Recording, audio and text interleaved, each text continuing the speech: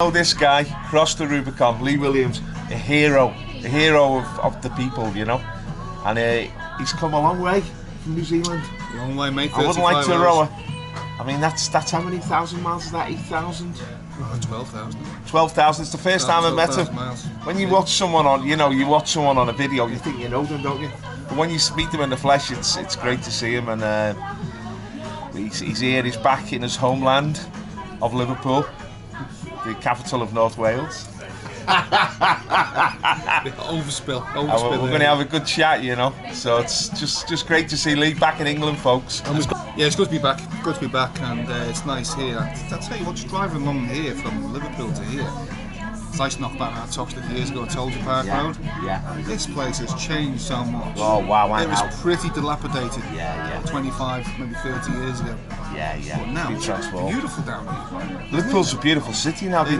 Michael Heseltine transformed the whole spirit of Liverpool, and he made it like it's a beacon for tourists now. They come from all over the world. It's a party city, and people love living here. People are moving here, and it's what a location on the River Mersey. Can you show them the river, Mike?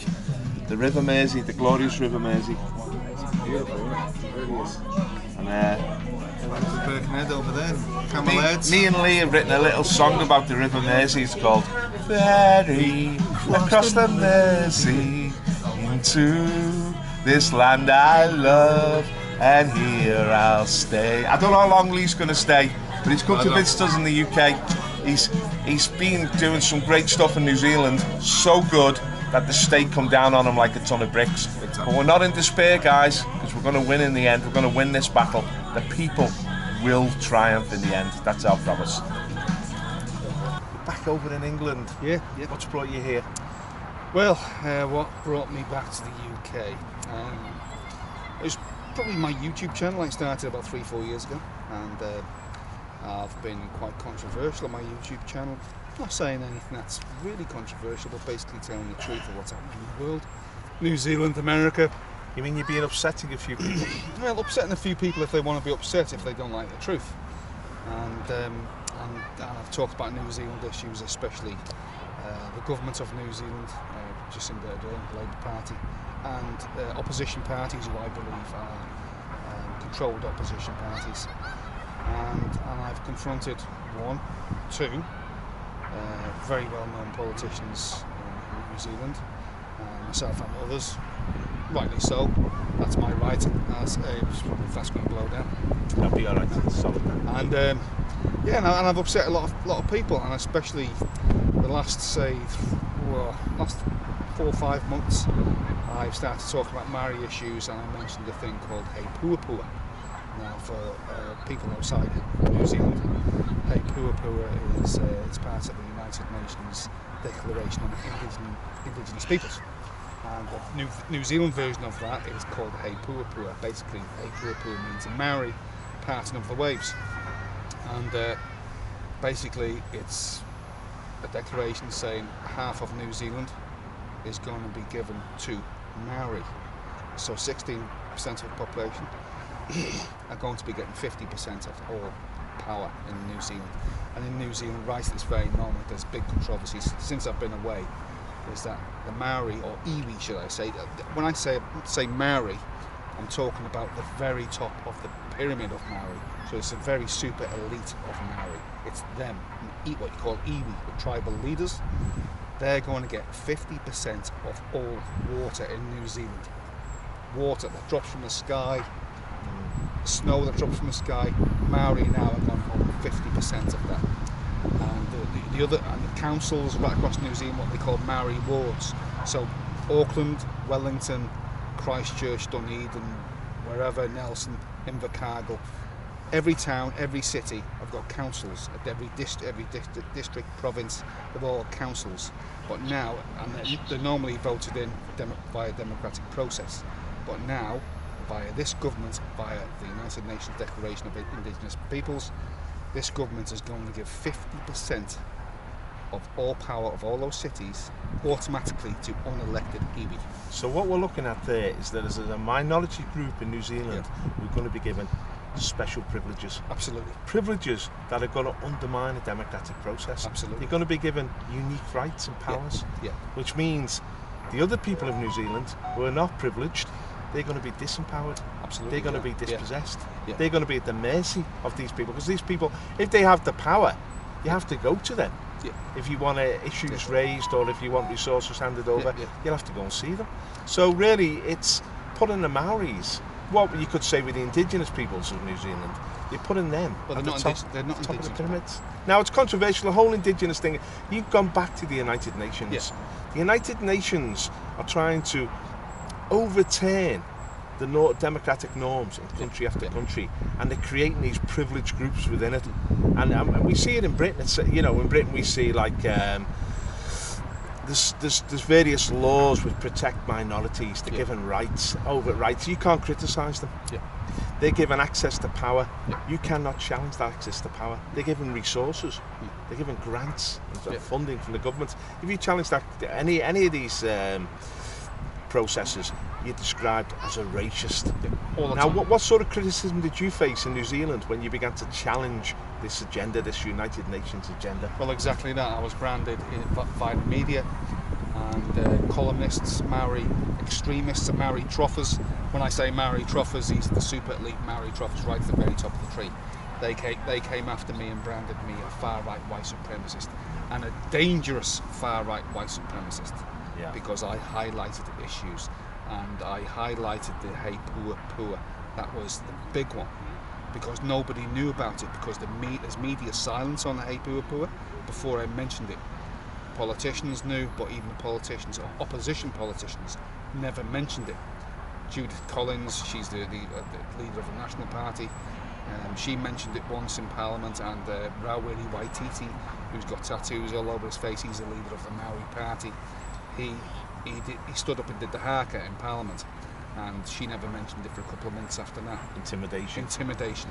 And his offsider, a lady called, if you can call her a lady, she's a female, and her name is Debbie Nariwapaka. She's white, but she's got a mucku on her face now, so now she's a Maori, and she called Judith Collins, i.e. her name, Judith Colonizer. And this is what they do. So Judith Collins, she mentioned Hei Pua Pua, and so she became Judith Colonizer. What concerns me about this, what concerns me is that, look, we had the British Empire. Yeah. The British went out across the whole globe and spread this notion of democracy and liberty. Yes. The underpinning the notion of liberty is that you develop politics through dialogue. Yeah. You have freedom of speech. People can criticise whatever position you have. You're free to criticise their positions. Yeah. And this is how we progress in society, through liberty, through free speech. It strikes me that what they're trying to do now is criminalise any criticism of specific groups. I mean, they've gone beyond criminalisation here. They've gone into actually denigrating you as a person, attacking you. Did they make your life intolerable in New Zealand? Well, the Maori Party of New Zealand and far leftists in New Zealand, basically they colluded together. And this is the very top of the Maori Party. This is Debbie Nariwapaka. She went out and with the far leftists started a campaign where they started a petition in New Zealand, and they petitioned to get me fired from my job for things that I'd said. Now, I've never been arrested, I've never been charged for anything, so I never broke any laws. All I was doing is telling the truth of what's happening. The truth of what anybody else should be telling, like the media or journalists, and they've just not been telling it, so I've been telling the truth. So they got this petition together, and they went to my company, the company I work for, and said, you either fire this man, Lee Williams, or we will boycott your company, we will destroy your company.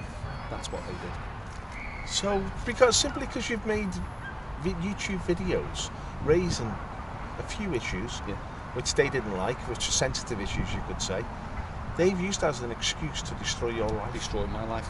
And not only that, now, as I'm here now in the UK, there's another petition right now started by a man called Matthew Tukaki, another Maori, a very, very super elite Maori in New Zealand. He's the leader of the Maori Council in New Zealand. He has started another petition, and he's petitioned the Minister of Immigration in New Zealand to get my passport cancelled. Wow. Well, look, I just see this. And yet they've just let this Islamist, this ISIS bride, back into New Zealand. I just see this as a form of bullying, that they don't want any debate on these issues. They don't want their power grab exposed. No. So what they're doing, they're going out of their way to destroy your life. It's totally undemocratic. Well, they have. It's immoral. Now, did the media come on your side and say, look, we want to defend liberty in New Zealand? Lee is an honourable citizen. He works within the law. Yeah. He pays his taxes. He's entitled to his opinion. He's entitled to his voice. We support Lee. Is that the position the media took? The media were fully on board. They're fully on board with them who attacked me. The media attacked me. My name was all over the media as the face of far-right white supremacy in New Zealand. That was the media. Every single day I was in the media. I was on news. I was being talked about all the time. I was a face of and only because I criticised these super Maori elites. Not Maori, but super Maori elites. And boy, did they come after me. That was the media, that was politicians of all sides. And now you use this term frequently now, a white supremacist. yeah. Well, how do the white people in New Zealand respond to this? Do they see this as a racial attack upon them, or are they cowed into silence? They're cowed into silence, because if they agree with me, I've got lots of support in New Zealand, but most of it's quiet support. They secretly support me because it's dangerous to support me now.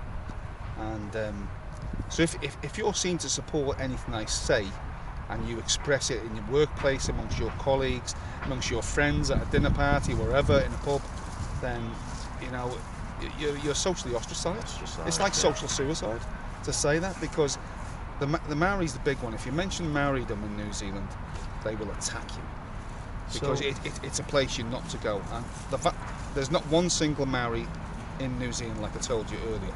Not one single Maori. All Maori are diluted in New Zealand. The very top of the tree of Maoridom in New Zealand, none of them are Maori. Most of them are mostly British. So I see this sort of constant onslaught on the white population in New Zealand. They're being disempowered effectively, aren't they? Yeah. What do you see for the future for European settlers who came to New Zealand? I think it's going to be very, very dangerous in the future. I think New Zealand is going to be turned into a banana republic, and I think in the next, say, 2 to 5 years, there's going to be a massive exodus of people, especially Pākehā people. Pākehā are people outside New Zealand, white Caucasian Europeans. They're going to be desperate to get out of New Zealand, much like South Africa or Zimbabwe. Wow. They'll be desperate to get out. You don't realise how shocking that is for us over here, because we've always seen New Zealand as a very peaceful country, a very settled country, a very sane country, almost like a paradise on earth. And a lot of English people have always aspired to go and live in New Zealand. To see New Zealand unravel like this, to see the culture of New Zealand change, the political culture, the racial culture. We see it across the world, obviously, polarisation. We see divide and rule, setting one group up against another. And who's fundamentally behind all this? Is it the Labour Party in New Zealand, or is it international groups like the United Nations? Are they simply, they see that New Zealand is a model society, it's a wonderful example to the world, they want to destroy what is good? I think ultimately it comes down from the United Nations, and I think it probably comes from Davos, and the usual names, Klaus Schwab, George Soros, and people like that, even the big tech companies.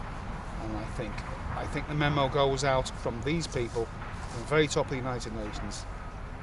The memo goes out to all prime ministers and presidents all around the world to do the same type of thing. And there's no resistance in New Zealand? No, there's no resistance. People believe the media. The media are all sewn up. Everything's sewn up. Everything. So people are in denial really about the future, that they think everything will be hunky-dory.